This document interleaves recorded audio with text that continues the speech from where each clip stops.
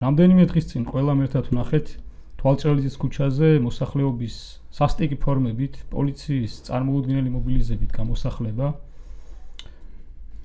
შეუძლებელია რომ ამას გულგრილად და მშვიდად უყუროთ და სწორედ ამ თემას გვინდა მიუძღვნათ ჩვენი პოდკასტი დღეს მეოთხე ეპიზოდია პოდკასტი სოციალური დემოკრატიისთვის და ჩვენ მოძრაობის წევრები გუგა დუდუჩავა, ნანო ზაზანაშვილი, ურბანისტი არქიტექტორი, მირაბ ქართველიშვილი, სამართალმცოდნე და სოციალური პოლიტიკის მკვლევარი. შევეცდებით ერთი მხრივ ჩვენი პოზიცია, ჩვენი როგორც ინდივიდუალურად, ასევე ჩვენი მოძრაობის მთლიანი პოზიცია წარმოვადგინოთ ქვეყანაში არსებული საბინაო პოლიტიკის, უფრო სწორი იქნება თუ საბინაო პოლიტიკის არქონის შესახებ და ერთი მხრივ ვამხილოთ 10 წლების მანძილზე დაგროვილი პრობლემები, კონკრეტულად საბინაო პოლიტიკის და უსახკარობასთან ბრძოლის მიმართულებით და ასევე შევეხოთ და ვისაუბროთ მოკლედ პრინციპებზე და მიდგომებზე, რომელიც ჩვენი მოძრაობის რწმენით და შეხედულებებით უნდა კონდეს პასუხისმგებლიან სახელმწიფოს. მე მინდა მოკლედ უბრალოდ რაღაც ჩემი შთაბეჭდილებები გაგიზიაროთ, იმიტომ რომ იმ დღეს, როდესაც ეს პირდაპირ ვთქვა დარბევა, იმიტომ რომ სხვა მაგას ვერაფერს ვერ უწოდებთ, იყო თითქმის მთელი დღის მანძილზე ვიყავი, გვაკვირდებოდი. ერთი რაც იყო, ხო, უკვე აღნიშნეს, რომ პოლიციის წარმოუდგენელი მობილიზება, რთული სათქმელია, რამდენი პოლიციელი იყო, შეიძლება 2000-მდეც კი, იმიტომ რომ ვიცით, რომ რეგიონებიდანაც კი მოაბილიზეს, მინიმუმ 1000-ზე მეტი. მთელი დღის მანძილზე როტაციას თუ გავითვალისწინებთ, ძალიან ბევრი პოლიცია იყო, აღსრულების სამსახურთან ერთად, ტექნიკა და ასე შემდეგ. და რა ვიცი, ნახეთ იქ ათეულობით ოჯახი, აღსრულების ბიუროს ოფიციალური მონაცემებით 90-ზე მეტი ოჯახი ცხოვრობდა აი ამ დასახლებაში, სადაც მოსახლეობისთვის ეს არის რაღაც უკანასკნელი თავშესაფარი და ნახეთ ძალიან სასტიკი ფორმებით მათი გამოსახლება და ყველაზე ასე ვთქვათ საგულისხმო და თვალშისაცემი და საგანგაშო მე ვიტყოდი, რაც იყო, იქ იყო ბავშვების არასრულწლოვნების, რომლებიც ძალიან ბევრი არიან ამ ოჯახებში, ასე ვთქვათ ტრავმა შეუძლებელია რომ უკვალოდ ჩაიაროს და ჩაევლო ამ ამბებს ამ ბავშვებზე და როდესაც ჩვენ სახელმწიფოს დეკლარირებულად რაღაც ოჯახზე ზრუნვა ერთ-ერთ ცენტრალურ საკითხად აქვს წარმოადგენილი, რამდენად ირონიული და ცინიკურია, რომ ასე დროს ბავშვის საუკეთესო ინტერესებზე ლაპარაკი არ არის, ზოგადად ბავშვის ელემენტარული სტანდარტები, იმიტომ რომ გამოსახლების დროსაც თავისი სტანდარტები გაეროს თუ სხვადასხვა საერთაშორისო ორგანიზაციების მიერ აღიარებული მიდგომები არსებობს და ჩვენი სახელმწიფო აცხადებს პრეტენზიას, რომ რაღაც ცივილიზებული სამყაროს ნაწილია, უნდა კონდეს ეს გაზიარებული. ეს არის მინიმუმი იქ, თორე არაფერს მომავ მთლიანად ამ ოჯახების მიმართ, რომლებიც არიან სხვადასხვა ჯგუფის წარმომადგენლები, ხო, დევნილები, სოციალურად დაუცველები, ეკომიგრანტები, შიშიმუ პირებიც არიან მათ შორის, არ ვიცი, მოხუცები, პენსიონერები და ასე შემდეგ, ხო? ყველა სხვადასხვა სოციალური ჯგუფის წარმომადგენლები, რომლებიც ასე ვთქვათ, წარმოადგენენ ერთი მხრივ ჩვენი საზოგადოების საკმაოდ მნიშვნელოვან ნაწილს და ამავე დროს არიან პირდაპირ ვთქვათ, მარგინალური ჯგუფი. მარგინალური იმგაგებით, რომ სახელმწიფოს ეს ხალხი ყოველთვის დაჩაგრული ყავს, არასდროს სათანადო ყურადღებას და რეაგირებას არ ახდენს. აი დევნილები არიან ამის ყველაზე კარგი მაგალითი, 30 წელზე მეტია. უამრავი დევნილი, მიუხედავად იმისა, რომ მათ უმძიმესი პერიოდი გამოიარეს თელიან წლების მანძილზე, ჯერ კიდევ ელოდებიან ღირსეულ საცხოვრებელს და ჩვენ გვახსოვს წლის დასაწყისში სამიკვესკირის შემთხვევა, როდესაც ამ ადამიანმა პროტესტულ ფორმას მიმართა დევნილების სააგენტოს წინ თავი დაიწვა. და აი ამ რეალობაში ვართ. ცოტა გამიგძელდა სიტყვა ბოდის ვიხდი და ბიკო, რავი, შენ მინდა კითხო, შენც იყავი იმ დღეს იქ, ჯერ ისევ აი თვალჭრალის ამბის შეფასებით რომ დავიწყოთ აი პოლიტიკურად, მორალურად, სამართლებრივად, რამდენად როგორ შეიძლება შევაფასოთ აი სახელმწიფოს კონკრეტულად ამ დღეს ჩადენილი მოქმედება და შემდეგ უკვე ეს თვალჭრალის მაგალითი სამწუხაროდ არ არის, ხო? ერთადერთი და გამონაკლისი რაღაც ამოვარდნილი პირიქით, არამედ ძალიან ლოგიკური, სამწუხაროდ ლოგიკური რაღაცა მაგალითია ჩვენი სახელმწიფოს 10 წლების მანძილზე არსებული პოლიტიკისა და შემდგომ უკვე რაღაც თლიანობაშიც რომ ვიმსჯელოთ რა რეალობაში ვცხოვრობთ. ხო, მადლობა. როცა ლაპარაკობთ 24 ივლისზე, რომელიც ძალიან ესეთი იყო, ხო, კარგი ილუსტრატორი და სიმპტომატური სახელმწიფო როგორ უყურებს ზოგადად ადამიანების და ოჯახების კეთილდღეობას პირიქით. შენ ახსენებდი, რომ თითქოს დეკლარირებული აქვს, რომ ოჯახების რაღაცა უფლებების დაცვისთვის რაღაცა კანონმდებლობის ბაზას თითქოს იღებს და რეალურად ეს იძულის ენას კიდევ უფრო მეტად ავრცობს და ჩვენ აქ უყურებთ 70 წლის განმავლობაში, რომ ამ ქვეყანაში ოჯახების კეთილდღეობის მიმართულებით, პირადი და ოჯახური უფლებების მიმართულებით არანაირი ნაბიჯები რეალური გაუმჯობესების მიმართულებით არ გადადგმულა და არაერთი ჯგუფი ყავს ჩვენ ამ ქვეყანაში, რომლებიც პირდაპირ რისკის წინაშე არიან, რომ დარჩნენ უსახკაროდ, ხო? არ მხოლოდ ეს შემთხვევა, რომელზეც ახლა ვისაუბრეთ, პირველ რიგში და შემდგომ ალბათ უნდა განვავრცოთ კიდეც და ვილაპარაკოთ იმ მოცემულობაზე, რომლის წინაშე თლიანად ქვეყანა დგას. ერთი რაც არის და რასაც ჩვენ უყურებთ, ნახეთ 24 ივლისს, ეს თითქოს ეს იყო სადამსჯელო ოპერაცია, პირდაპირ ვთქვათ, რომ აი გამოსახლებები, რომელიც აი მარინა ხატიაშვილის გამოსახლების შემდგომ ხო ძალიან ძალადობრივი ასევე და გამოვლენილი რაღაც სისასტიკე რაც იქვიხილეთ, თითქოს რაღაცა მინელდა, რაღაც ერთეული გამოსახლებების შემთხვევები იყო, მაგრამ რაღაცა ჭირდებოდა ისეთი ძლიერი დაბრუნება ახსრულების ბიუროს, რომ თითქოს ისინი აკონტროლებენ ყველაფერს და ისინი კვლავ აჩვენებენ ძალას, ხო? ეს რასაც ბოლო პერიოდში უყურებთ ქართული ოცნების მხრიდან, ეს არის რომ ძალის დემონსტრირებაზე არის მთლიანად გადასულები და არავის არ უნდა ეგონოს, რომ ეს რომელიმე კონკრეტულ ჯგუფზე გააკეთებს აქცენტს და იქ შეჩერდება. ყველასთან უნდა გამოავლინონ მაქსიმალური ძალა. და სწორედ აი ეს მოცემულობა, როცა პირდაპირ გადაწყვიტო და დაახლოებით, ხო, მინიმუმ 90 ოჯახზე მეტი იყო და ნუ რაღაცა მაქსიმუმ რაღაცა 150, ხო, ეს არის რიცხვები, რომელშიც ვტრიალებთ რა, ანუ არ ვიცი ზუსტი რაოდენობა, მაგრამ დაახლოებით რაღაც საშუალო ვთქვა 120 ოჯახამდე შეეხო ეს გამოსახლება. და აქ ჩვენ არამხოლოდ რაღაცა სამართლებრივი ნონსენსები ვნახეთ, ხო? აქ მათ შორის აღნიშნე, რომ მორალურადაც ძალიან მიუღებელი ხერხებით და გამოსახლების სტანდარტების ყველანაირი დარღვევით და აი ამ მიმართულებით იყო მთლიანი სახელმწიფო მობილიზებული. თან ყველაზე ცინიკური და ირონიული, რასაც უყურებთ ხოლმე ასეთ დროს არის იმ სახელმწიფოს პოზიცია, რომ ჩვენ აქ კერძო საკუთრებას და კანონის უზენაესობის პრინციპებს ვიცავთ. ეს ეწერა ზუსტად ახსრობის ეროვნული ბიუროს განცხადებაშიც და ზუსტად კანონის უზენაესობის პრინციპების სრული დარღვევით რომ მოხდა ამაზეც ვისაუბრეთ, მაგრამ აი აქ დავსვათ კითხვა. როცა გველაპარაკებიან კერძო საკუთრების უფლებაზე, არასდროს არ გვესაუბრებიან საცხოვრებლის უფლებაზე და კითხვის ნიშნის ქვეშ აყენებს სახელმწიფო, სხვა ოპოზიციური პარტიებიც მათ შორის ზოგიერთი აქტივისტიც, რომ საცხოვრების უფლება უფლებაა და აი ამაში უკვე შევდივართ, თქოს რაღაც არის ერთი უპირატესი და ამაზე მსჯელობა არც უნდა გაიმართოს, ხო? არა და ჩვენ ვიცით ყველამ, რომ თითქოს ჩვენ ვართ კონსტიტუციით სოციალურ სახელმწიფო, ყოველ შემთხვევაში კონსტიტუციური პრინციპი გვაქვს ესეთი, რომ სოციალურ სახელმწიფო უნდა ვიყოთ, მაგრამ რეალობაში ვიღებთ იმას, რომ არაფერს სახელმწიფო ამ მიმართულებით არ აკეთებს და პირიქით როცა ვლაპარაკობთ, რომ მერის პასუხისმგებლობაზე, დევნილთა სამინისტროს პასუხისმგებლობაზე ძალიან უცნაური არის ასევე საერთოდ სად არის ხოლმე ასე დროს სახალხო დამცველიც. და აი კითხვა მომწერა ერთმა, რომ აი სახალხო დამცველთან დაკავშირებით რა ხდებაო, სად არის, ხო? უბრალოდ თქვათ ისეც, რა ძალიან მოკლედ, რომ სახალხო დამცველიც აი ამ გამოსახლებებთან მიმართებითაც აწლიანი პრაქტიკაა ესეთი, რომ აბსოლუტურად დუმილს ინარჩუნებს ხოლმე თუ რაღაცა ისეთი არ აქვს სათქმელი, რომ მაგათად აი ზამთარში გამოსახლება მიუღებელია, რაც გაერო სტანდარტია, მაგრამ ის რომ ადამიანი უსახკაროდ შეიძლება დარჩეს იმ მომენტში და შეპირისპირება გაკეთდეს ეს კერძო საკუთრების უფლებას, რომელიც შეიძლება სახელმწიფო კერძო საკუთრება იყოს, ხო, სახელმწიფო საკუთრებაში არსებული, ან რაღაცა მიტოვებული შენობა, რომელშიც ადამიანები ცხოვრობენ, ეს რამე არ ხდება ხოლმე და აი ძალიან სიმპტომატურია, იგივე 2015 წელს მოხდა, როცა გაუქმდა საპოლიციო გამოსახლება. რაც ნიშნავს, ხო? ეს ნიშნავს, რომ სასამართლო განაჩენის გარეშე ვეღარ მოხდებოდა გამოსახლება და მაშინდელი სახალხო დამცველის უჩენ ანუაშვილის განცხადება იყო, რომ ესო კერძო საკუთრებას დააზიანებს ეს გაუქმება. რეალურად ოცნებას არანაირი ნაბიჯები არ გადაუდგია უფრო მეტი, ვიდრე ეს იყო, უბრალოდ დროში იწელებოდა ეს და სასამართლო ძალიან ისე შვებოდა რა გადაწყვეტილება ძალიან მარტივად იღებს ვინდიკაციური სარჩელების მიხედვით, მაგრამ აი აქაც კი გამოჩნდა, რომ სახალხო დამცველმაც გააკეთა აქცენტი, რომ მაგაცას კერძო საკუთრების ინტერესი უნდა იყოს აქ უპირატესი და საბოლოოდ აი ესეთი მიდგომებით ვიღებთ მოცემულობას, რომ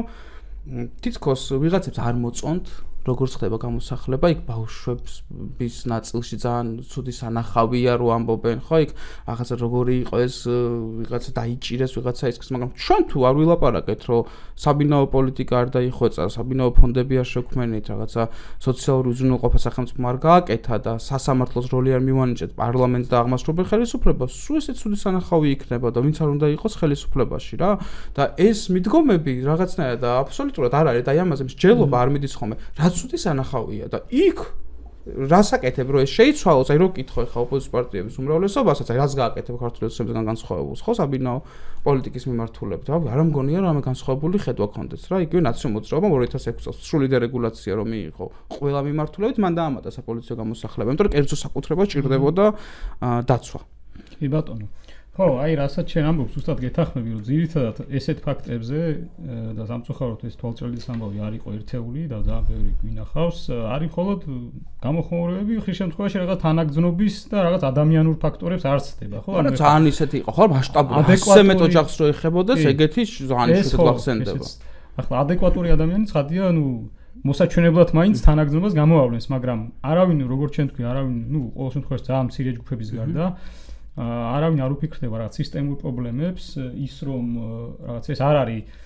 უბრალოდ რაღაცა არასწორი ან უსამართლო ან ჩაგვრელი მოქმედება, არამედ არის რაღაც გარკვეული ლოგიკური მოქმედებების ან უმოქმედობის შედეგი და შენ ახსენე რა არის თუ არა ღირსეული საცხოვრებელი უფლება, ხო ახლა და ერთი რა სოციალური სახელმწიფოა ჩვენი საქართველოს კონსტიტუციით აღიარებულია და ეს ყველა არ ჩაწერილა ხო ალბათ თავის დროზე და კიდევ ერთ ჩანაწერიც არის რომ ღირსეული საცხოვრებლის უფლება არის სახელმწიფოს ვალდებულება რომ უზრუნველყოს ყველა მოქალაქის ანუ ეს ხაზგასმელია ხო ანუ ეს არის სახელმწიფოს პოზიტიური ვალდებულება რომელიც უნდა შესრულდეს ანუ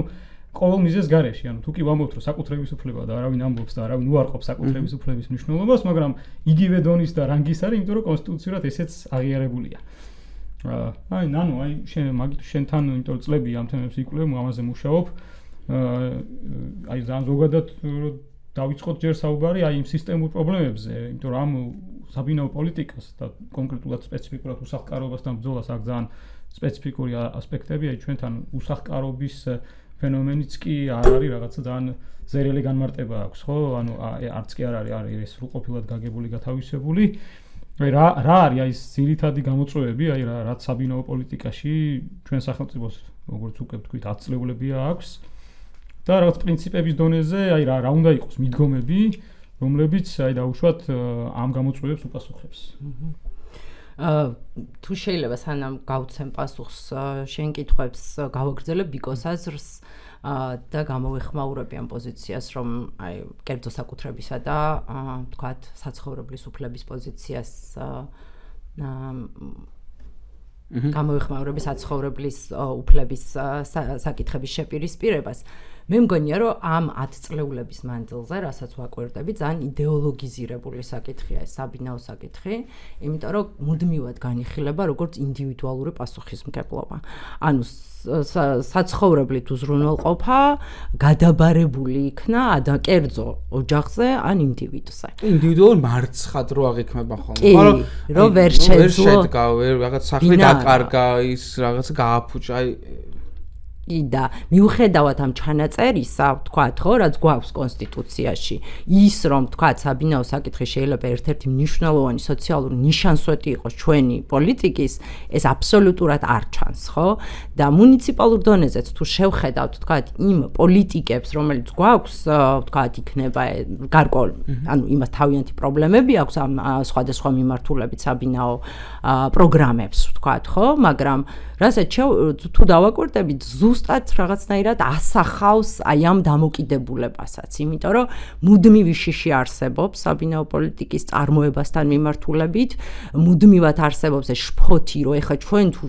როგორც სახელმწიფო ან მუნიციპალიტეტი საბინაო ფონდის უფრო აქტიურად წარმოებას დავიწყებთ, მაშინ ყველა მოგთხოვს ამ ბინას და რაღაცნაირად ეს შფოთვა არის, რომ და მოსაზრება არის, რომ კერძო სექტორმა უნდა მაქსიმალურად კერძო სექტორის ჩართულობით უნდა მოხდეს ამ ვთქვათ იგივე საბინაო საკითხების მოგვარება, ხო? ამაში რა თქმა უნდა კერძო და საჯარო სექტორის თანამშრომლობა შორის თანამშრომლობა შეიძლება ძალიან შედეგიანიც კი აღმოჩნდეს, მაგრამ იმ დიხოტომიაში, რომელშიც ვართ, სადაც კერძო სექტორი და კერძო ინტერესი დომინირებს ვთქვათ პოლიტიკურ სფეროებზე, იქნება თუ ურბანულ სფეროში, ძალიან პრობლემური არის მე ესეთი მიდგომები, ხო? რაც შეეხება თვითონ საბინაო პოლიტიკას, ნუ აი რა ვიცი, ყველა ვინც ამ თემაზე საუბრობს, მუდმივად ამას უსვამს ხაზს, რომ წლებია საბინაო პოლიტიკა, ესეთი მწყობრი საბინაო პოლიტიკა სახელმწიფოს არ გააჩნია. ამაზე დაიწყო მუშაობა თუ არ მეშლება 2019 წელს, მაგრამ ეს საბინაო პოლიტიკის დოკუმენტი ვერ შედგა, არ გვაქვს თქვათ მწყობრი სტრატეგია, არ გვაქვს მწყობრი გეგმები რა ვადებში, რა მიდგომებით უნდა მოხდეს იმ გამოწვევების აღმოფხვრა, რომელიც ამ კუთხით გვაქვს ქვეყანაში და არც ეს მრავალგანზომილებიანობა, რომელიც ახასიათებს ამ საბინაო პრობლემას, იქნება ეს დევნილები, იქნება ეს უსახლკარობა,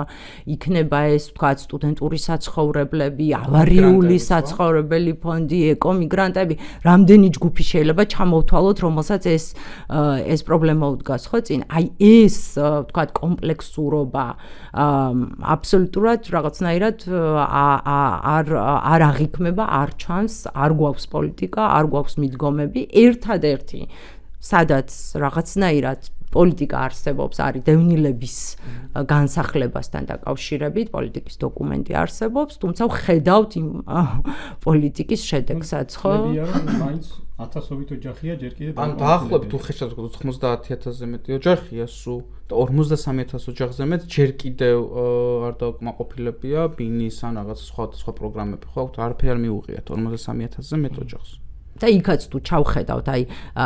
ანუ პროგრამები, რომელიც განსახლებას უკავშირდება დევნილების, არის მაგალითად სახლის სოფლად, ან არის ასევე უკვე აშენებული დეველოპერული კომპანიებისგან ბინების გამოსყიდვა, ან მეორე არის ვთქვათ, მესამე არის არსებული შენობების დაკანონება. და ყველგან გარკვეულ პრობლემებს ვხედავთ, ხო? ანუ ყველა მიმართულებით ეს აი, გუგა ერთი რაც აი ნანომ თქვა, დევნილებს რა ხან ვახსენეთ და ის შეიძლება სხვა რომ სასამართლოს ვინ ეკითხება, ხათ ჩვენ ვაყენებ ჩვენ მოძრაობა ესო უყურებს ამას, რომ თუ აი ვერაფერი ვერ იმუშავა, ხო, ვერს აღმასრულებელ ხელისმოვეთ საკანონმდებლო ხელისმოება და მივიდა საქმე გამოსახლების საკითხი სასამართლომდე. და სასამართლოს ვაკისევ ჩვენ პასუხისმგებლობას, თუ ამბობ რომ უნდა გამოასახლო, იქვე უნდა იმსჯელო ეს და დააკისო სახელმწიფოს ვალდებულება, სად უშვებ. და აქ ისმევა რომ ახლა ეს სასამართლოს განსახილველია, ხო, კერძო საკუთრება არის და იქ უნდა გაწყვეტოს გაშვება და არა. რატოა სასამართლოს ხელისუფლების ერთ-ერთი ზუსტად უზენაეს სასამართლოს გაწყვეტილება არის ერთ-ერთი, რაც ხელმისაწვდომია და ჩვენც მოვიძიეთ, რომ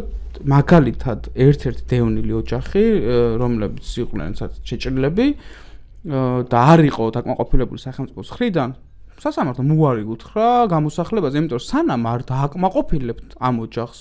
ისინი უსახლკაროდ ვერ დარჩებიან. ეს იყო არგუმენტი და შეუპირისპირა, ხო, ოჯახური ცხოვრების უფლება და საცხოვრების უფლება, კერძო საკუთრების უფლებას ამ შემთხვევაში და ანუ ესეც არ არის რა, ვინმე თუ გონია რომ აუცილებელია რომ მარტო ერთ ნაწილში იმსჯელოს, ესე არა და სახელმწიფო და ჩვენ სახელმწიფოს როცა ვთხოვთ, ყველა შტოს უნდა მოვთხოვოთ რეალურად და მათ შორის სასამართლოს და ვერ იქნება უბრალოდ რაღაცა დამადასტურებელი, ხო, რაღაც ნოტარიუსი იქნებოდა და საპოლიციო გამოსახლება დარჩებოდა თუ იგივე არაფერზე მსჯელობა არ უნდა იყოს, რა ვიცი რა, მივიდის რეესტრის ამონაწერი თუ ჩემი საკუთრებაა და ის ეგრევე უკმაყოფილებს და უშვებს და მაშინ რეესტრი ხარ და ნოტარიუსი ხარ. ცოტა სასამართლოს მიმართვიანობამ გამოდის რომ რაღაცა დროში გაწევა, ისიც ძალიან მიზერულად. კი, მეტი არაფერი და ამასაც ეწინააღმდეგებოდნენ მათ შორის არა ბიზნეს ომბუდსმენი, არამედ სახალხო მომცველიც. ხო, არის, ეხლა აი უფრო კონკრეტულად აი სისტემურ ჩავარდნებზე რო ვილაპარაკოთ და აი ორივეს კითხავთ, აი თუნდაც ის რომ აი სახელმწიფოს პრაქტიკულად არ აქვს ზუსტი სტატისტიკური მონაცემებიც კი, ხო? მათ შორის უსახლკარობის შესახებ და როცა საბინაოზე პოლიტიკაზე ვლაპარაკობთ, ხადი აქ მარტო უსახლკარობის მოგვარებაზე არ ვლაპარაკობთ, ხო? უკვე ცოტა მოგვიანებით ვისაუბროთ და შევეხოთ ალბათ იმ თემასაც, რომ აი რამდენად ხელმისაწვდომია საქართველოში ბინის შეძენა, იქ ავარიული სახლების პრობლემა ვახსენეთ, ერთიანი მიდგომის არარსებობა, ხო, იქ რაღაც ზოგიერთ მუნიციპალიტეტში არსებობს რაღაც გარკვეული საცხოვრისები, სოციალური საცხოვრისები, თუ თავშესაფარი, მაგრამ იქაც არის ძალიან პრობლემურია, ხო, იმიტომ რომ ერთი რომ აი სოციალური საცხოვრისი არ არსებობს, რაღაც თავისი ფუნქციით არ არსებობს, სრულფასოვნად ქირით გაყვანის შემთხვევაშიც, მათ შორის ავარიული სახლებში მცხოვრები ადამიანების შემთხვევაშიც, ცოტა არაერთგვაროვანი და ხშირ შემთხვევაში გაუგებარია რა პრინციპებით ხდება ეს, ხშირად არის რომ, რა ვიცი, ოჯახები წლებია არიან უკვე ქირით გაყვანილები, მათ ალტერნატიულ ვერანაირ საცხოვრებელს ვერ თავაზობენ. ეს ქირაც ხშირ შემთხვევაში არის ძალიან რაღაც ფიქსირებული, ხო, მაგალითად რა ერთი ჩემი მეგობრის მაგალითი შეგვიძლია გამოვიყო, რომელიც 13 წელია ავარიულ სახლში ცხოვრობდა, შემდეგ დაინგრა ეს სახლი, გაყვანილია ქირით, მაგრამ 500 ლარს მოხდი და მუნიციპალიტეტი დაახლოებით 10-12 წლის თბილისში, ხო? თბილისში. და ისევ იგივეა, ხო, ანუ ესეც იმიტომ რომ სხვა რეგიონებში არის 100-150-200 ლარი, ეს თბილისში კიდევ უფრო ყველაზე მაღალია. ანუ აი ერთი რომ აი უსახკარობის მიმართ ასე ვთქვათ, სტატისტიკის და ზოგადად ანუ ეს სტატისტიკის არა, მაგრამ სტატისტიკა ხო მარტო იმისთვის არ არის, ხო უბრალოდ რაღაცა იცოდე, ხო, ეს არის მე სწორედ პოლიტიკის დაგეგმვის საშუალება, ხო? ანუ ამ კუთხით რაღაც სახელმწიფოს თითქმის უპასუხისმგებლო დამოკიდებულება, ქირით გაყვანის შემთხვევაშიც არათანმიმდევრულობა და საერთო პოლიტიკის არ ქონა დაუშვათ ხელმისაწვდომი ბინები, როგორ უნდა იყოს ზოგადად საზოგადოების ფართო ჯგუფებისთვის, მუნიციპალური საცხოვრებლის არარსებობა, ხო? ანუ ეს შეიძლება ბევრ ამის გამოასწორებდა და ევროპულ ქვეყნებში ამის ძალიან კარგი მაგალითებიც გვაქვს, ხო? აი ამ საკითხებზე რიგრიგობით რა ვიცი, რომ ვისაუბროთ. მოკლედ, მაშინ მე ვიტყვი, უშუალოდ აი ამ ნაწილზე ზოგადად სახელმწიფო პასუხისმგებლობაზე ხა შეიძლება სასამართლოზე ბევრი ვილაპარაკეთ, სახალხო ლამცველის ბევრი ჯერ ვახსენეთ, მაგრამ მაინც უნდა დავუბრუნდეთ თავარ პასუხისმგებლობ პირებს და ეს აღმასრულებელი ხელისუფლებაა, ხო ცხადია და ჩვენ როცა უყურებთ ყველა მხრივ ჩავარდნას სახელმწიფოს პასუხისმგებლობებისა, შემდგომ ხდება გადაბრალება ადამიანებზე რა, რომლებიც სადღაც ისე რომ მიატოვეს სრულად იქნება ეს დევნილი სოციალურად დაუცველი რაღაც ავარიული სახლიდან გამოსული ადამიანი, როცა მიატოვე არაფერი არ გაუკეთე, ის როცა თავის თავს რაღაცნაირად მიხედავს ხეში სიტყვა, ხო, რაღაცა ყოფილი ქარხნის ტერიტორიაზე შევა, რაღაცა მოიწყობს საცხოვრებელ ფართს და შეგვიძლია ვთქვათ, რომ ეხა იქაც ვიყავთ იგივე თვალჭრელის მაგალითზე, იქ ცხოვრება არ ამგონია ვინმეს უხაროდეს, ხო? იმიტომ რომ არც საცხოვრებლად ვარგისი იყო ის ტერიტორია და არაფერი. უბრალოდ შენ რო ხარ სახელმწიფო და არანაირ პასუხისმგებლობას არ აქვს მათ წინაშე და მხოლოდ საპოლიციო ძალებით ელაპარაკები და ასახლებ და აქთან მესაუბრები რომ ერთის ხრივ ავარიულ შენობაში შერენ და მათზე უნდა ვიზრუნო რომ რამე არ მოვიდე და ცინიკურად ქუჩაში ტოვებ ამ ადამიანებს და მეორე ხრივ ამბობ რომ კერძო საკუთრების ინტერესები უნდა დავიცვა. Ну აი ნიშნავს უბრალოდ სახელმწიფო და არ არსებობ როგორც სოციალური სახელმწიფოს პრინციპები უბრალოდ არ გაგაჩნია და საერთოდ როგორც ქვეყანა შენ თუ შენ მოქალაქეებზე არ ზრუნავ და მარტო ერთადერთი გაბარია რომ რაღაც საპოლიციო მეთოდებით ეს მოახერხო წარმოუდგენელია და ამიტომაც ხშირად დგება ხოლმე კრიტიკის საგანი ადამიანები რომ ხვის საკუთრებაში არიან ეხლა მე შევიჭრა ანუ ვიღაც ხო არის ხოლმე ეს მსჯელობა რა ეხლა მე რო დავიკაო არ გამომასახლებენ და რაღაც უბრალოდ ჭირდება აი ამის მსჯელობის სხვანაირი წაყვანა რა უნდა ვიმსჯელოთ ერთის მხრივ სად არის სახელმწიფო პასუხისმგებლობები რა ვალდებულებები აქვს და საცხოვრებლის უფლებაზე უნდა ვიფიქროთ უფრო ფართო ასპექტში და ასევე მე მაქვს ხოლმე ეს კითხვა რა ეხა Facebook-ზეც სხვადასხვა social ქსელშიც ძალიან ბევრი კომენტარი იყო ხო მე არ მგონია რომ ყველა მათგანი რაღაცა ოცნების ნაკარნახევი იყო და დაწერილი ხო ტროლბოტებს გულისხმობ ერთი რაც არის ხოლმე რა აქ აი ეს ადამიანები რომელიც აი ამაზე ძალიან ბრაზობენ ხოლმე აი არასდროს არ გამოხატავენ გაოგნებას როგორ ხდება ერთლარად მიწების გადაცემა მაღალჩინოსნებზე ვიღაცა ბობოლა ბიზნესმენებზე რომლებიც შემდგომ იქ რაღაცა იწყობენ ტყეებს გადაიფორმებენ ასე შემდეგ და იმაზე არასდროს არ ხდება აქცენტი და 30 კვადრატულში რაღაცა 800-იანი ოჯახი რო შედის რომ უბრალოდ არ მოკვდეს ქუჩაში და რაღაცა ბავშვებს ელემენტარული პირობები შეუქმნან იმას რო გამოასახლებ ძალადობრივად და იმ ბავშვებს ამ ყველაფერს აყურებინებენ და ამ ხელა სტრესს მიაყენებ, რომელიც სტანდარტებზე აღარ ვლაპარაკობ, რომ ყველა სტანდარტის ფეხქვეშ გათელვა. ნუ აი არ ვიცი, ხა აქ რაღაცა მორღვეულია მაშინ ის რა მთლიანი სისტემა, რომელშიც ვიცხოვრეთ 30 წელი ან გვეუბნება რაღაც არასწორე გაგვაგებინეს ამ 30 წლის განმავლობაში და ეს გვაქვს მთლიანად გადასახედი და მე მგონი აი ნანო ესეც რო ვთქვათ რა, აი ამ მიმართულებით სახელმწიფო როგორ უყურებს თლიანად უსახლკარობას. აი და მე ალბათ შეგვიძლია გავშალოთ სხვა საკითხებიც, მათ შორის რა საჭიროებებს, ავარიული სახლებიც ვახსენეთ და ესენიც ალბათ გონი იქნება საინტერესო. ხო, ერთი რაც მინდა რომ რასაც მინდა ასევე რომ შევხედოთ, ხო? როგორ არის გამიჯნული პასუხისმგებლობები ეროვნულ დონეზე საბინაო საკითხთან მიმართებით დევნილების და ეკომიგრანტების გარდა ფაქტობრივად მოხსნილი აქვს სახელმწიფოს პასუხისმგებლობა ეს ტვირთი მთლიანად გადანაწილებული არის უსახლკარობასთან ვთქვათ ბრძოლა იქნება ეს ბინაჩვენებლობით დაზარალებულების ვთქვათ უზრუნველყოფა ბინით თუ სხვა ჯგუფების უზრუნველყოფა ავარიული სახლებით მთლიანად არის მუნიციპალიტეტებზე გადაბარებული. თბილისს კიდე რაღაცა გარკვეული ბიუჯეტი და რაღაცა შესაძლებლობები ყველაზე მეტი და თბილისს და ბათუმს შეიძლება კონდეს, მაგრამ ეს ისეთი მწვავე პრობლემებია, ისეთი რთული საკითხები არის, რომელიც ეროვნულ დონეზე პოლიტიკის, თუნდაც ფინანსური მხარდაჭერის გარეშე ამისი მოგვარება ძალიან დიდი ტვირთი არის მუნიციპალიტეტებისთვის, ხო? და მთლიანობაში რომ შევხედოთ ამ პოლიტიკას ძალიან ფრაგმენტირებული არის. რაღაცა პროგრამები არსებობს ამ მიმართულებით, მაგრამ აი ესე რაღაცა გაბნეული არის, საერთო სურათს ვერ ვხედავთ ამ პრობლემის, რა მასშტაბებთან გვაქვს საერთოდ, რა მასშტაბებზე გვაქვს საერთოდ საუბარი, ამას ვერ აღვიქვამთ და ასევე თუნდაც იგივე უსახლკარობა, რომელიც არის გარიყულობის უკიდურესი ფორმა. ანუ ეს არის ყველაზე მწვავე შედეგი, სოციალური შედეგი, რაც შეიძლება ვთქვათ ადამიანს დაემართოს, ხო? უსახლკარობასთან მიმართებაში სულ ვიძახით, სულ საუბრობთ, რომ არ არსებობს მწყობრი სტატისტიკა ამასთან დაკავშირებით. სხვადასხვა მუნიციპალიტეტი სხვადასხვანაირად აღწერს ამ უსახლკარობას.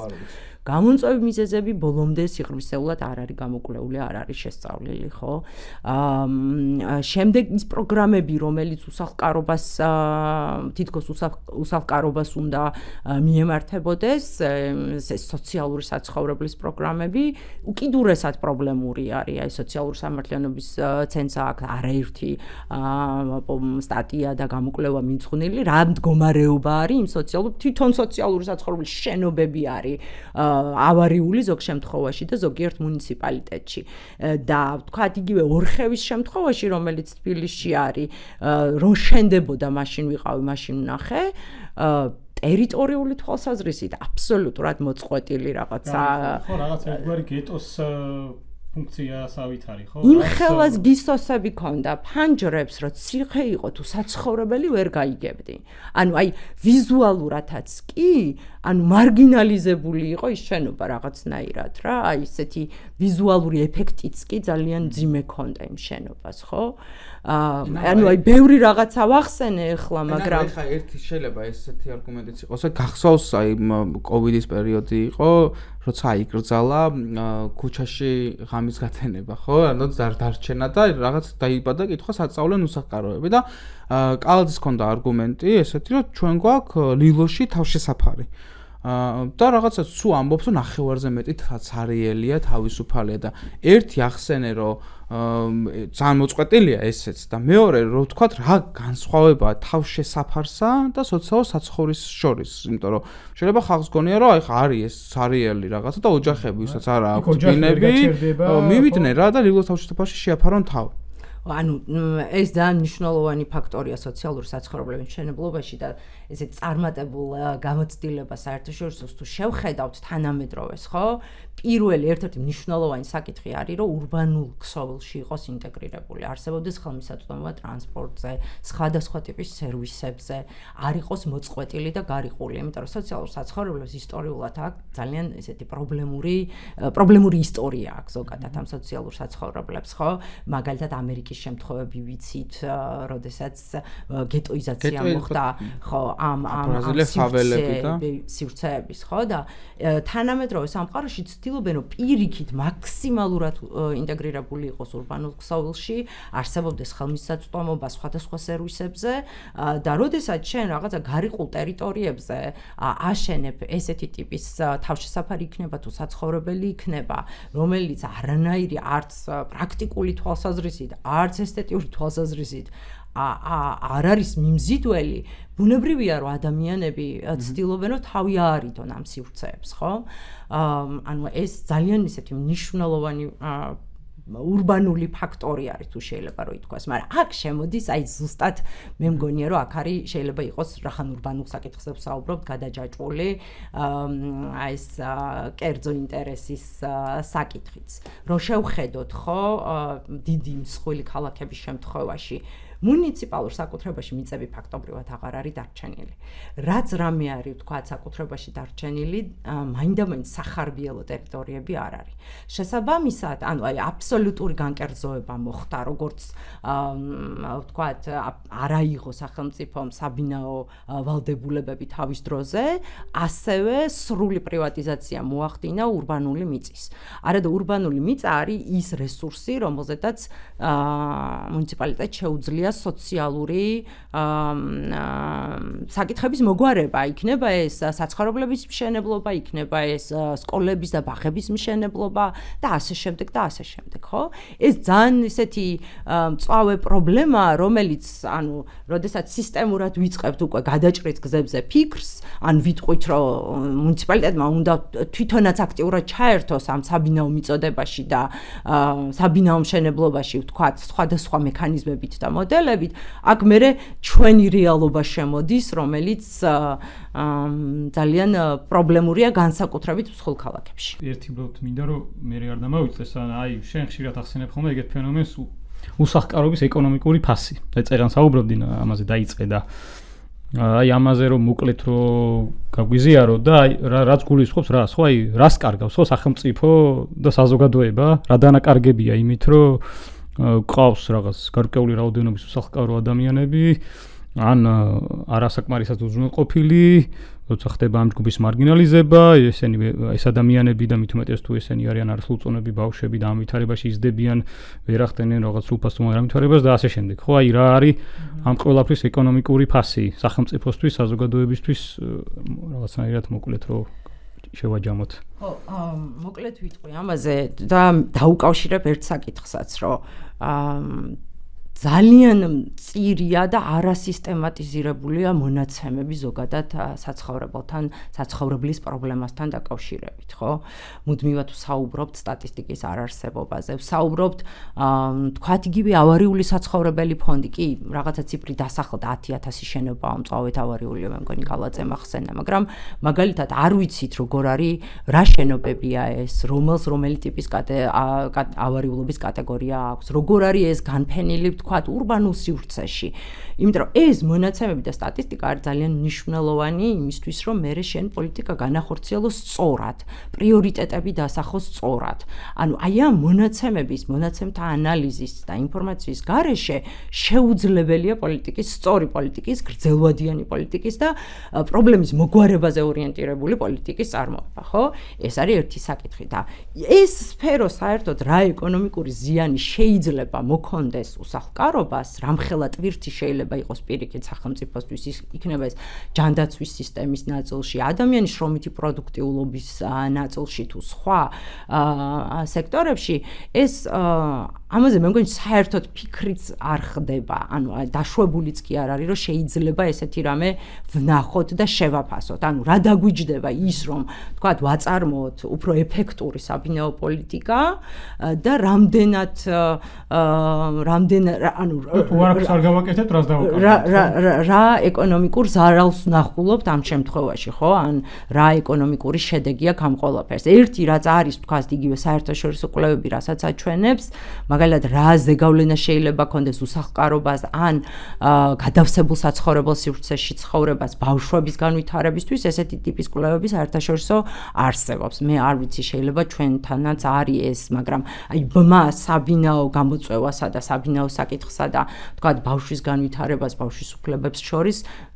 ესეთი რაღაცა მწყობრად ჩამოყალიბებული მასალა ამის შესახებ მე პირადად არ მინახავს თუ არსებობს, ძალიან კარგია. ხო, აი რაც მანამდე ილაპარაკე, მგონი ძალიან მნიშვნელოვანია რა, როგორ მე ჩემ ბავშვობაში მახსოვდა, როგორ რაღაცა დევნილები, რომლებიც ცხოვრობდნენ ქალაქის ცენტრში, ხო, სხვადასხვა სასტუმროში, როგორ მოხდა მათი გაყვანა. და ეს ძალიან ცხადი იყო რა, აი მიშას დროს დაიწყო ეს მოდერნიზაცია, ცენტრიდან სიღარიბე გააქრო. რომ აღარ გამოჩენ. ხო, აქ ცენტრში არ უნდა გამოჩნდეს, რომ საქართველოს ღარიბი ქვეყანაა, ხო, თქვა და რაღაც პასუხისმგებლობები აქვს. და ანალოგიურს უყურებთ, ხო, ოცნების პირობებში, ანუ რა ეკონომიკური მიდგომები შეცვალა, აბსოლუტურად არაფერი, ან რამე დამატებით პასუხისმგებლობები აიღო, ანუ არაფერი რა, დაახლოებით იმავე მიმართულებით აგრძელებენ, რა ეკონომიკური ხედვაც, თქვა, ნაციონალურ მოძრაობას ქონდა და აი ძალიან მოკლედ რო ვთქვათ, რა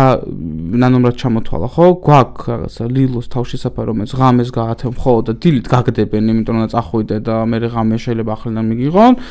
გაქვს სოციალური საცხოვრისები, რომლის მდგომარეობას ნანობ აღწერა და როგორ შეიძლება მოხვდე და რამდენი ბრძოლა შეიძლება დაგჭირდეს ამისთვის არის ეს ნაწილი. ძალიან შეზღუდული რაოდენობა. ხო, ძალიან სპეციფიკური. ამას რამდენი ბრძოლა უნდა დაგჭირდეს ამისთვის, ასევე გაქვს თქვა შეიძლება მიიღო უსახკარობის სტატუსი, ეს უნდა თქვა და შეიძლება მივიღო უსახკარობის სტატუსი და მაინც ვერანაირი საცხოვრისი ან რაღაცა ქირის გადახდა ვერ მოხდეთ შემთთვის, იმიტომ რომ ბიუჯეტი აღარ არსებობდეს უბრალოდ მუნიციპალიტეტებში რა, მუნიციპალიტეტის ბიუჯეტი არ იყოს ამისთვის უკვე საკმარისი ან ამოწურული იყოს და გვაქვს ქირის განსახლების პროგრამა, რომელიც მათ შორის ეკონომიკურადაც ძალიან გაუმართლებელია, რომ დავფიქრდეთ, შენ თუ გაქვს საბინაო ფონდები, ბევრად უფრო მოგებიანია შენთვის, სახელმწიფოსთვის, ვიდრე ეს ქირა იხადო რამდენიმე თვე ან წელი ან წლები და ანუ იმასაც აკუთრება შეექმნება რომელ ოჯახსაც უხდი და არც სახელმწიფო უხდის ვიღაცას და რომ მთელი ეს პერიოდი თან უნდა თქვა როგორი რთულია ეს ქირით განსახლება, შენ უნდა მოიციო როცა ხარ ოჯახი, მე პატრონი დააკავშირო სახელმწიფოსგან, როცა იგეს მე პატრონე რომ სახელმწიფოსთან ექნება საქმე არ უღირს, იმიტომ ხო და ნუ ეს ძალიან რთული პროცესია რა, ისაც რაღაცა სულ დღეში ხარ და კიდე შენ გევალება რომ იპოვო ეს ყველაფერი და ამაზე იმუშაო. ხო, აი ამ საბინაო პოლიტიკას ცოტა ფართოდაც რო შევხედოთ, რომ ეს არ დაიყვანება მარტო მიუხედავად იმისა, რომ ეს ძალიან საყურადღებო და მნიშვნელოვანი უნდა იყოს სახელმწიფოსთვის, მაგრამ მხოლოდ უსახლკარობის პრობლემაზე და ვთქვათ, საცხოვრებელი დაკმაყოფილების პრობლემაზე არ დაიყვანება. შევხედოთ ზოგადად აი უძრავი ქონების ბაზარს ჩვენს ქვეყანაში 10 წლების მანძილზე როგორ მიმდინარეობს. ერთი მხრივ გვაქვს ხო რაღაც მშენებლობების ბუმი, ну განსაკუთრებით თბილისსა და ბათუმში. შენდება უამრავი საცხოვრებელი კორპუსი და ხშირ შემთხვევაში შენ წეგან საუბრობდი, ნანო ხდება ეს რაღაც საზოგადოებრივი სივრცეების, საზოგადოებრივი სიკეთეების, ასე ვთქვათ, გვერდზე გაწევის და ამ პირდაპირ მნიშვნელობით ამ სივრცეების ექსპლუატაციის და მითვისების ხარჯზე. და ამის პარალელურად, რა ვიცი, ახლა მე მგონი ძალიან მარტივი დასანახია ეს, რომ ჩვენი საზოგადოების 90%-ისთვის ურთულესია ბინის შეძენა, ხო? ან რაღაც მემკვიდრეობით უნდა დაგიტოვონ ვიღაცა დიდი ქონება, ან არ ვიცი, რაღაცა წარმოუდგენელი სირთულის რაღაც 10 წლებზე მანძილზე გაწერილი სესხი უნდა ქონდეს, ესეც კი ძალიან ცოტასთვისაა მიღწეული რა, არ ახლა რომ წარმოვიდოთ რაღაც ახლად შექმნილი ოჯახი ან ასე შემდეგ, რაღაც ორივე ოჯახის წევრს თუ თოლქმარზეა საუბარი, უნდა ქონდეს რაღაც საკმაოდ ისეთი სოლიდური ხელფასი, ხო? და ამ შემთხვევაშიც კი ასეთ ადამიანებსაც, ანუ აქ არ არის მარტო დაბალ შემოსავლიანზე, საშუალო შემოსავლის რაც ითვლება დღეს საშუალო შემოსავლად საქართველოში ხელფასის კუთხით, ამ ოჯახების უმეტესობისთვისაც უმძიმესი ტვირთია ან თითქმის წარმოუდგენელია ბინის შეძენა. სულ ავიღოთ საქსტატის საშუალო ხელფასის, აი 2300 ლარი, აი 2300 ლარი. მაშინ მაინც ვიტყვით რომ ფაქტიურად შეუძლებელია 2300 ლარიანი ხელფასით ადამიანმა იყიდოს ბინა. ხო, მაშინ ვისთვის შენდება ეს ბინები? ანუ როგორია ზოგადად აი უძრავი ქონების და უძრავი ქონების ბაზრის ხასიათი საქართველოში? თქვა მუდმივად ისმის რომ ვისთვის შენდება ამ ხელა საბინაო ფონდი, ხო? და რეალურად ვის აქვს შეიძლება საბინაო, ანუ არსებობდეს მოთხოვნა ბინებზე, მაგრამ რამდენად არსებობს ხელმისაწვდომობა. ეს არის ძალიან მნიშვნელოვანი საკითხი, ხო? ბიკომ რაც ახსენა. და ჩვენ გვაჩვენებს, რომ თქვათ იგივე საშუალო შემოსავალი და უძრავი ქონების ფასი, რომელიც სულ მუდმივად იზრდება, ერთმანეთს ვერ ეწევა, ასე ვთქვათ, ხო? და შესაბამისად ეს ხელმისაწვდომობის პრობლემა არის ძალიან სერიოზული გამოწვევა. როდესაც საბინაო პოლიტიკაზე საუბრობენ, განსაკუთრებით აი ევროკავშირის პოლიტიკებს თუ გადავხედავთ, იქ კარგად ჩანს, რომ ერთ-ერთი მნიშვნელოვანი ამოცანა არის, რომ ხელმისაწვდომობა გაიზარდოს. რაც გარკვეული თვალსაზრისით, თუნდაც იგივე აი უსახლკარობის პრევენციის ერთ-ერთი საშუალება შეიძლება გახდეს, ხო, რომ ადამიანებს თავიანთი შემოსავლით შეეძლოთ საკუთარი საცხოვრებლის უზრუნველყოფა. მაგრამ ეს კითხვა ვთქვათ ძალიან შორიდან ეს პროცესი ძალიან გავს სპეკულატიურ მშენებლობებს ხო როგორც ვიცით ვრცელდება ინფორმაცია რომ ხშირად აი ამ უძრავი ქონების მესაკუთრეები ხდებიან საქართველოს არარეზიდენტი ანუ არამოქალაქე და არც არარეზიდენტი ხო არც საქართველოს და არც მოქალაქეები ხო ანუ ადამიანები რომლებიც არ არიან საქართველოს მოქალაქეები და თუ დავაკვირდებით თქვათ იგივე დეველოპერული ფირმების აი რეკლამებსაც ტარგეტირება თუ შეიძლება ესე ვთქვათ ხდება საქართველოს გარეთ იმიტომ რომ საქართველოს ბაზარი მაინც ძალიან ვიწროა ხელმისაწვდომობა დაბალია და შესაბამისად ამ შენებლობას სჭირდება მუდმივი სტიმულირება ხო რომ წარმოება კვლავ წარმოება მოხდეს ისიც არის რომ ანუ ერთი ვთქვათ რაც ჩვენ თქვი რომ არარეზიდენტი ადამიანებისთვის საქართველოს და ასევე ერთ ადამიანს შეიძლება კონდეს რაღაცა ათეულობით და შეიძლება ასეულობით ბინაც კი ხო რაღაც არის რაღაცა ჯგუფი ძალიან უცირესი რა თქმა უნდა ჩვენი ქვეყნის მოსახლეობისა 1% კიდევ უფრო ნაკლები მოსახლეობა რომელსაც შეიძლება კონდეს ათეულობით ბინა ხო და ეს ძალიან საინტერესოა მე მგონი იმიტომ რომ ერთი მხრივ ეს ბინა არის კაპიტალ დაბანდების ინსტრუმენტი ასე ვთქვათ ან სივრცე რომელშიც ჩვენ კაპიტალს აბანდებ და მეორე მხრივ არიან ადამიანები რომელთათვისაც ეს არის რაღაცნაირად არც მიუწვდება საერთოდ ხო ანუ ამ ბინაზე ხელი მეორე მხრივ ყავს აი ესეთი უკიდურეს პოლუსზე მყოფი ჯგუფი რომელსაც საერთოდ საცხოვრებელზე ხელი არ მიუწვდება და პირიქით გამოსახლების საფრთხის წინაშეა ხო აი და ათეულობით ბინა რო ახსენე ხო ჩვენ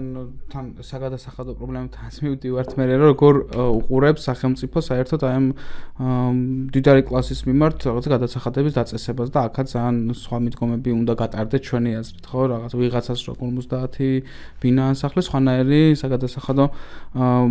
ტვირთები უნდა დაეკისროს მას აი უბრალოდ აი სანამ გადავალთ უკვე ალბათ ბოლოსკენ უნდა წავიდეთ ნელ-ნელა ხო აი რაღაც ხედვაზე თქვათ რა ჩვენ უმეტესად ვილაპარაკეთ აი ამ ასე ხო გამოსახლების წინაშე მყოფ ადამიანებს რომლებიც თქვათ საკუთრებიდან ასახლებენ კერძო საკუთრებიდან თუმცა ჩვენ აი სხვა ტიპის პრობლემების წინაშე ადამიანებიც ყავს ეს უნდა თქვათ აი იპოთეკური საცხებზე ადამიანების დამოკიდებულება რომელიც კვეთრად გაიზარდა ხო ჩვენ 90-იან წლებში როცა საქართველოს დამოუკიდებელი ქვეყანა გახდა რაღაცნაირად ეგ მაინც არსებობდა რომ საკუთრებები ოჯახებს გაუჩნდათ ხო რაც იყო საბჭოთა კავშირის დროს რაც სადაც ცხოვრობდნენ ის გახდა მათი საკუთრება და ეს მემკვიდრეობით გვაქვს და ზოგიერთმა ოჯახმა შეინარჩუნა ეს ზოგიერთმა უბრალოდ აი ფინანსური საბანკო საფინანსო ბუმი რო იყო და ყველაფერი რო ყველას რაღაც ლამაზი რეკლამებით TBC საქართველოს ბანკის სხვადასხვა ბანკები რო აკეთებდნენ რომ რაღაცა კაპიტალად დაინახა ბანკმა ხო და აი ამას ძალიან კარგად ხსნის ხოლმე იაერაცი ამაზე და ესეც რო თქვათ რომ დაინახა როგორც რესურსი და დაიწყო ამ მიმართულებით იპოთეკაში ბინების ჩადება და ეს სრულებაც რაც იყო სააკაშვილის 26 წლის საპროციო აღსრულება შემოიტანა რომ მარტივად მე ამოღება ამ ქონების რა რაღაცა კაპიტალა დაინახა საფინანსო სისტემამ და ეს რისკიც არ მოხსნილა რაღაცა ოცნების სრულებებმა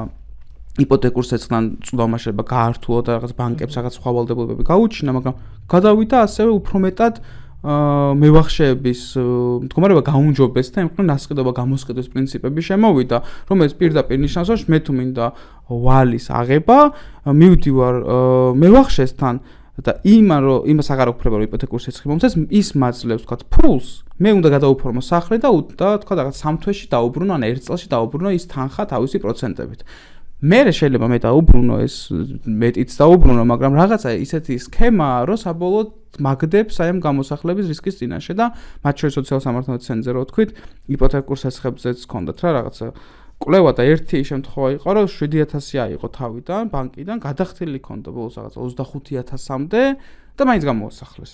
ანუ არა აბსურდში გამყოფებენ და ეს თლიან რეფორმაზე როცა ვილაპარაკობ ალბათ აქაც ძალიან მნიშვნელოვანი ცვლილებები იქნება გასატარებელი იმიტომ რომ ერთია რომ მე სახელმწიფო პასუხისმგებლობას არ გძნობს მე როცა უსახკარო ვარ მეორეა რომ არანაირ შემაკავებელს არ აკეთებს იმ მიმართულებით, რომ მე არ გავხდე უსახკარო და ევროპულ სტანდარტებზეც ვლაპარაკობთ, ეგეც უნდა ვთქვათ, რომ აი 2008 წლის ის რო იყო კრიზისი ეკონომიკური და მან დაინახა ევროკავშირმა, რომ ძალიან დიდი ფეხის დაცდენა იყო და ხალხმა ძალიან ბევრმა დაკარგა საცხოვრებლები და მან უკვე შემოიტანა დაკრედიტების უფრო ადეკვატური სისტემები რა, რომელიც ადამიანს არ ტოვებს უსახკარობის რისკის წინაშე და ჩვენთან ეს ჯერ კიდე ისეთი თემაა რა, გაუვლელი საკითხია და ამიტომ ეს ნაწილებიც ალბათ აუცილებელია, რომ ჩვენ საი ამაზე პროგრამაზე მუშაობდით და ჯერ კიდევ მუშაობთ და გზაშია ხო ცხადია ხა ჩვენ რო გვინდა ხედვა ჩამოვიყალიბოთ, ცხადია ამასაც ვითვალისწინებთ, რომ არ იყოს მარტო თქვა უსახკარობის ნაწილი, არამედ ის რომ საცხოვრებელზე ხელმისაწვდომობა და ის რაც გაკეთეთ შეინარჩუნა, მეორე ქონდა შესაძლებლობა, რომ ამ ქვეყანაში ცხოვრება თქვა მუშამ რომელიც აშენებს კორპუსს შეეძლოს იყიდოს ბინა იმ კორპუსში რაღაცა ხო რა მასწავლებელი რომელიც ასწავლის ბავშვებს რაღაცა თვითონაც შეეძლოს იყიდოს ბინა ან კონდეს და ჩვეულებრივ რა საშუალო კლასის ფენა შეიქმნას რომელსაც ექნება საშუალება რომ იყიდოს და არ იყოს ის მუდმივი ეს ამხელა სხვაობა რასაც ამ წლების განმავლობაში ვყურავთ რისკი ბინის შეძენა არ იყოს რისკი იმიტომ რომ ამ მოცემულობაში ეკონომიკურ მოცემულობაში არაპროგნოზირებადია როდემდე იქნება სამსახური სტაბილური შემოსავალი შეძლებ იმ იპოთეკის გადახდას ვერ შეძლებ ანამ მოკლედ ახლა ბევრი დრო მართლა არ გრჩება და როგორც თქვით კიდე ბევრი საუბარია ამ თემაზე აუცილებლად საჭირო სანამ ჩვენ რაღაც პროგრამულ ხედვაზე და პრინციპებზე ძალიან მოკლედ ვისაუბრებთ აი ერთი ფაქტი რაც აი ძალიან არასწორი იქნება რომ გამოგრჩეს ხო რომ როცა საბინაო პოლიტიკაზე ან სახელმწიფოს უპასუხისმგებლობაზე ლაპარაკობთ, აი რამდენიმე კვირის წინ რაც მოხდა თევდორე-ფულის ქუჩაზე, ხო? როცა ჩამოინგრა რაღაც შენობის რაღაც კორპუსის კარკასის ნაწილი და ორი ადამიანი დაიღუპა და ანუ ეს რატო მომყავს ახლა, რომ აი აქ თვალჭრილიზე რაც მოხდა, რაღაც თითქოს არგუმენტი იყო, რომ აი ეს ავარიული სახლია და თითქოს მოტივი იყო ერთი მხრივ მოქალაქეების ზრუნვა, გარდა იმისა, რომ ფარული და ნუ გაცხადებულიც იყოს კერძო საკუთრების დაცვა, მაგრამ ნუ ეს მოტივიც იყო, რომ იქ ცხოვრება როგორ შეიძლება და ამ დროს აი ეს თევდორე-ფულის ქუჩაზე მართლა შეუერღებელი თვალით არა სპეციალისტისთვის ყველასთვის იყო შესამჩნევია ეს რაღაც შენობის ის ნაწილი რომელიც აი მართლა უბრალოდ იქ ჭირდებოდა საჭირო რაღაც შემოსაზღვრა ძალიან მინიმალური რაღაც ზომების მიღება სახელმწიფოსგან ან თვითონ იმ ნაწილის ჩამონგრევა შეიძლება და ის მთლიანი შენობა იმდენად დიდი და ძველი შენობა დარწმუნებული არც არის მთლიანი შენობა ავარიული ხო რაღაც ნაწილი მაინც მაგრამ აი ეს ამასაც რო ვერ მიხედეს ხო და აი ამის მე როცა ესეთ ელემენტარულ რაღაცას არ აკეთებს ხო დღევანდელი სახელმწიფო მართლა მე უკვე რასაბინაო პოლიტიკაზე და რა გრძელვადიან გათვლებზეა საუბარი რა ხო, ეხლა აი პრინციპებს რაც შეეხება, ხო, აი ძალიან ზოგადად რო ვთქვა, აი ჩვენი პრინციპი და მთავარი ამოსავალი წერტილი, როცა საბინაო პოლიტიკაზე ვაპარაკობთ, არის ძალიან მარტივი, ხო? ეს არის სახლი ყველასთვის, ღირსეული საცხოვრებელი ყველასთვის, ხო? ანუ როცა საცხოვრებელს გულისხმობ ცხადია ღირსეულ, ადეკვატურ, აი ჩვენ დაწყებული რაღაც კონკრეტული ფართის მიხედვით რამდენი სული შეიძლება ცხოვრობდეს, იქ ბავშვი იქნება თუ ასე შემდეგ, ყველასთვის ადეკვატური ღირსეული პირობების შექმნას, ხო? რომ თავარი პრინციპი არის რომ ნორმალურ სახელმწიფოში თანამედროვე სახელმწიფოში პასუხისმგებლიან სახელმწიფოში რომელსაც ჩვენ უწოდებთ რაღაცა სოციალური კეთილდღეობის სახელმწიფოს და რაც არის ჩვენი მიზანი არავინ არ უნდა იყოს მიტოვებული და არავის არ უნდა კონდეს იმის განცდა რომ ის რაღაც დროს დარჩება ქუჩაში მაგრამ თავარია როგორ მივდივართ იქამდე ხო რაღაცა ეს რომ ძალიან რთულია ანუ ნოლიდან როცა იწყებ და ეგ იქნება ალბათ თავარი პრინციპი რომლითაც შენ უნდა წახვიდე და დაიწყო ძირიდან, აი ძირში დაინახო რა პრობლემები გაქვს, გაანალიზო, რაღაცა მოიფიქრო გამოსავლები და აი ამაზე რო გითხრან, ანუ მგონი კაი იქნება, როგორ ფიქრობთ რაღაცა ეტაპობრივად და ეტაპ მაინც რაღაცები ამ მიმართულებით რო ხო, ანუ ჩვენ როცა ვმუშაობდით პროგრამაზე, მაშინ უსახლკარობასთან მიმართებაში ეს ძალიან ისეთი საუკეთესო საერთაშორისო გამოცდილება და მიდგომა რომელიც არის საცხოვრებელი უპირველეს ყოვლისა housing first არ ვიცი რამდენად სწორად თარგმნი ახლა ქართულად არის რომ პირველ რიგში ადამიანს უნდა კონდეს ანუ საცხოვრებელი უსახლკარობასთან ბრძოლის ერთ-ერთი მექანიზმი და ინსტრუმენტი არის საცხოვრებელი ოღონდ ეს არის ძალიან მნიშვნელოვანი რომ ეს ამ საცხოვრებელს მოყვება თავისი სოციალური სერვისები იმიტომ რომ ადამიანებს ჭირდებათ სოციალური ინტეგრაცია, მხარდაჭერა, ვთქვათ, იგივე სამსახურის შოვნის მიმართულებით, ან სხვადასხვა სოციალური სამედიცინო სერვისები თუნდა ხო, რომ დავა კონკრეტულად ინფორმაციებს გულისხმობთ. და მხარდაჭერა ზოგადად იმისთვის, რომ გარდა ამ უსახლკარობისა შეძლოს სოციალურად ინტეგრაცია საზოგადოებაში, ხო? და შესაბამისად ვფიქრობთ, რომ ძალიან მნიშვნელოვანი და ძალიან ისეთი ჰუმანური მიდგომა არის ეს მიდგომა პირველ რიგში ამ საცხოვრებლის შეთავაზება და თუ შევხედავთ ამ პოლიტიკებს, აქაც შემოდის ეს ურბანული კომპონენტი და ასპექტი, რომ ეს საცხოვრებლები როგორც წესი არის ქალაქის ცენტრში, ისეთ ადგილებში, სადაც ვთქვათ, საცხოვრებელი უბნებია, საცხოვრებელი რაიონები არის, რომ ეს ადამიანები მაქსიმალურად იყვნენ ინტეგრირებულები საქალაქო ცხოვრებაში, ხო? და ეს არის ერთ-ერთი ვფიქრობთ, რომ ეს სწორი მიდგომა არის ამ შემთხვევაში. ძალიან ანუ როდესაც საუბრობთ, რა ვიცი, გამოწვევებზე, რაზედაც ლაპარაკობდით, ძალიან მნიშვნელოვანია, რომ აი ეს წყობრი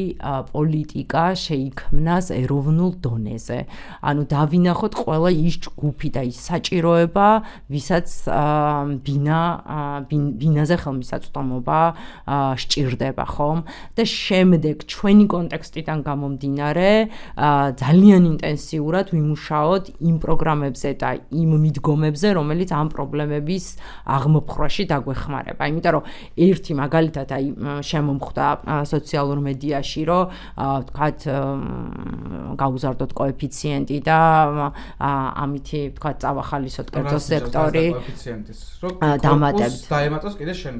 სახლებები. ხო, გაიზარდოს ეს რაოდენობა და ვთქვათ, ეს მონამატი ფართი გადაეცეს ვთქვათ,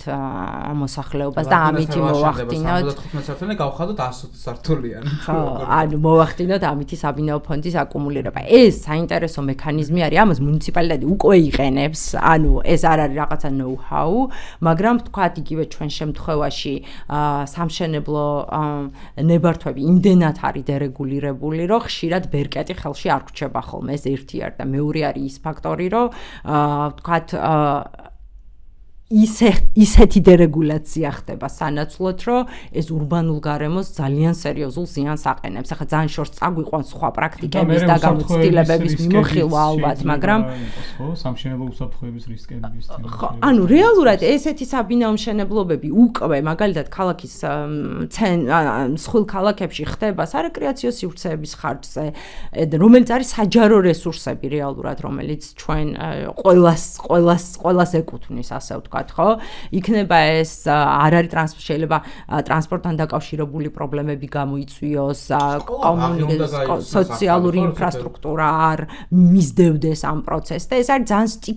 სტიქიურად ხდება, ვთქვათ, ეს მექანიზმი, რომელსაც იყენებს მუნიციპალიტეტი, რომ ვთქვათ, სანაცვლოდ ადრესე იყო, რომ ბინებს იღებდა, გარკვეულ ფართს იღებდა.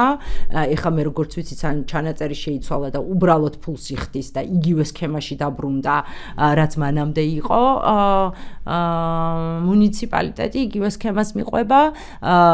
იმიტომ რომ ნახე,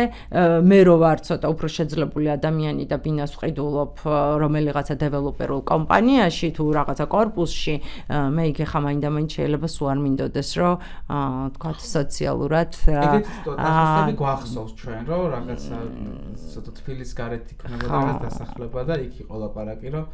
იცი რა არის, იქ მირჩევნია ჩემი შვილი, გაიზარდოს თავის კლასში რა, სოციალურ კლასში, რომ უფრო მეც მიაღწევ ცხოვრებაში და ეს არის სოციალურ დაყოფებიც. კი, და შეიძლება იყოს ფაქტორი, მაგრამ ნუ ეხლა სახელმწიფო იმიტომ ხარ, რომ არ დაუშვა პირიქით და ეს მოარღვიო და რაღაცა პირიქით წაიყვანა ამ მართულებით, მაგრამ ხო, უბრალოდ ერთ იმას დავასრულებ, რომ ანუ თუ ევროპაში და ამერიკაში საუბრობენ ნებართვების დერეგულაციაზე, იქ ძალიან მკაცრი არის ეს პოლიტიკა, ანუ ნებართვების აღებას ძალიან დიდი დრო ჭირდება. ჩვენ შემთხვევაში ეს იმდენად არის გამარტივებული, რომ ამაზე უფრო მეტად ვერ გავამარტივებთ და ხშირად აი ეს საჯარო და კერძო ინტერესი ამ შენებლობების დროს ვერ არის ხოლმე დაბალანსებული და ხდება ყველანაირი, ასე იგი, ურბანული რესურსების ამოწურვის ხარჯზე. ანუ ამაზე ბევრი შემიძლია ვისაუბრო, მაგრამ დავამთავრებ. აი, მან იმედია გასაგებია არის. ნანოს